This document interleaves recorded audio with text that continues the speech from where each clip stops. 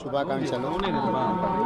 తెలంగాణ రాష్ట్ర ప్రభుత్వం ఏర్పడిన తర్వాత స్వామివారి దర్శనం చేసుకోవాలని ప్రయత్నం చేసిన ఎన్నికలు స్థానిక పరిపాలనలో కాస్త సమయం దొరకకపోవడం వల్ల ఈరోజు స్వామివారిని దర్శించుకున్నాం.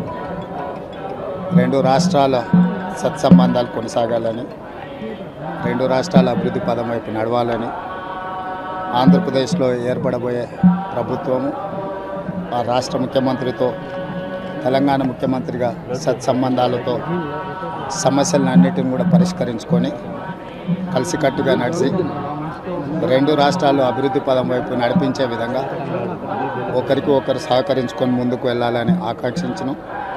అదేవిధంగా తెలంగాణ రాష్ట్ర ప్రభుత్వం తరఫున కొండ మీద ఒక సత్రం నిర్మాణము, కళ్యాణ మండపం నిర్మించి తెలంగాణ నుంచి వచ్చే భక్తులకే కాకుండా దేశం నలుమూలల నుంచి స్వామివారిని సందర్శించుకునే భక్తులందరికీ కూడా సౌకర్యాలు కల్పించడంలో తెలంగాణ రాష్ట్ర ప్రభుత్వం కూడా భాగస్వామ్యం తీసుకుంటుంది. ఈ ఫలితాల ప్రక్రియ ముగిసిన తర్వాత తప్పకుండా తెలంగాణ రాష్ట్ర ప్రభుత్వం తరఫున సత్ర నిర్మాణానికి అవకాశం ఉంటే కళ్యాణ మండపం నిర్మించి స్వామివారి సేవ కొనసాగించాలని రాష్ట్ర ప్రభుత్వం భావిస్తుంది.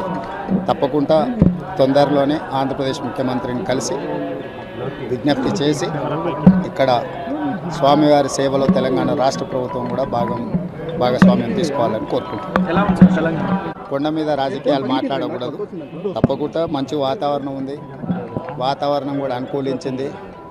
గత సంవత్సరం కరువు వచ్చిన, తాగునీటి సమస్య ఉన్న సమస్యలను అధిగమించి మంచి ఋతుపవనాలు, మంచి కాలం అవుతున్నది.